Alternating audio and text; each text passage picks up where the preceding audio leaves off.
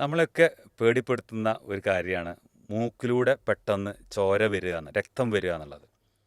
നമ്മളെ മൂക്കിൽ നിന്നാണ് വരുന്നതെങ്കിൽ നമുക്കും അത് കണ്ടു നിൽക്കുന്ന ആൾക്കാർക്ക് അതിലേറെയും പേടി ഉണ്ടാക്കുന്ന ഒരു കാര്യമാണ്. എന്തെങ്കിലും കാര്യപ്പെട്ട അസുഖം കൊണ്ടാണോ, ഗൗരവമുള്ള വിഷയമാണോ എന്നുള്ള രീതിയിലാണ് നമ്മൾ സാധാരണഗതിയിൽ ചിന്തിക്കുക. സാധാരണഗതിയിൽ മൂക്കിൽ ചോര വരുന്നത് ഗൗരവപരമായിട്ടുള്ള ഒരു വിഷയം കൊണ്ടാവാറുള്ള സാധ്യത കുറവാണ്. മറ്റ് വളരെ അപൂർവമായിട്ടുള്ള കാര്യങ്ങളൊക്കെ ഉണ്ട്. സാധാരണഗതിയിൽ നമ്മൾ ചൂട് കൂടിയാലും ചൂട് കുറഞ്ഞാലും ചോര വരാൻ സാധ്യതയുണ്ട്, രക്തം വരാൻ സാധ്യതയുണ്ട്. നമ്മുടെ അന്തരീക്ഷത്തിലുള്ള ടെമ്പറേച്ചർ കൂടുകയാണെങ്കിലും കുറയുകയാണെങ്കിലും വരാം. അതുപോലെ നമ്മൾ പ്രഷർ കൂടുകയാണെങ്കിലും കുറയാം. അന്തരീക്ഷത്തിലുള്ള മർദ്ദം, നമ്മൾ ഊട്ടി പോലുള്ള സ്ഥലങ്ങളിൽ, ഉയരമുള്ള സ്ഥലങ്ങളിൽ പോവുക, അല്ലെങ്കിൽ പെട്ടെന്ന് നമ്മൾ ഡൈവ് ചെയ്യുക, നമ്മൾ വെള്ളത്തിൽ ഡൈവ് ചെയ്യുക, അല്ലെങ്കിൽ നമ്മൾ എയറോപ്ലെയിനിൽ പെട്ടെന്ന് പൊങ്ങുക താഴുകയൊക്കെ ചെയ്യുമ്പോൾ പ്രഷർ മാറ്റങ്ങൾ കൊണ്ടും വരാറുണ്ട്. ഏറ്റവും സാധാരണയായിട്ട് വരുന്ന ഒരു കാരണമാണ് മൂക്ക് തോണ്ടുക എന്നുള്ളത്. പല ആൾക്കാർക്കും മൂക്ക് തോണ്ടുന്ന സ്വഭാവമുണ്ട്. മൂക്ക് തോണ്ടുക, തിരുമുക, ശക്തി ചീറ്റുക, ഇത്തരം കാര്യങ്ങൾ കൊണ്ട് ഇതുപോലെ ബ്ലീഡിങ് വരാറുണ്ട്. അപ്പോൾ നമ്മൾ ശ്രദ്ധിക്കേണ്ട ഒരു കാര്യം, മൂക്കിൽ നിന്ന് രക്തം വരുമ്പോൾ 2-3 തുള്ളി വന്നിട്ടുണ്ടാവുള്ളൂ. പ്രത്യേകിച്ച് നമ്മൾ വെള്ള വസ്ത്രമൊക്കെയാണ് ധരിച്ചിട്ടുണ്ടെങ്കിൽ 2-3 തുള്ളി തന്നെ നമുക്കൊരു ഭീകരാവസ്ഥയായിരിക്കും. അപ്പോൾ നമുക്ക് പേടി വരും, ചുറ്റുള്ള ആൾക്കാർക്കും പേടി വരും. അപ്പോൾ അങ്ങനെ ഒരു ഭീകരാന്തരീക്ഷം ഉണ്ടാകുമ്പോൾ നമുക്ക് പ്രഷർ കൂടും. അതുപോലെ നമ്മളുടെ ഹാർട്ട് റേറ്റ്, നമ്മുടെ പൾസ് റേറ്റ് കൂടും.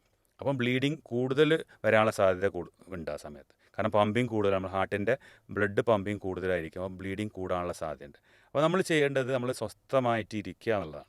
നമ്മൾ രക്തം കട്ട പിടിക്കാനുള്ള സമയം എന്ന് പറഞ്ഞാൽ 5 മിനിറ്റാണ്, താഴെയായിരിക്കും സാധാരണ, 5 മിനിറ്റ് താഴെയാണ്. അപ്പോൾ നമ്മൾ ചെയ്യേണ്ടത്, നമ്മൾ വളരെ സ്വസ്ഥമായിട്ട് ഇരിക്കുക.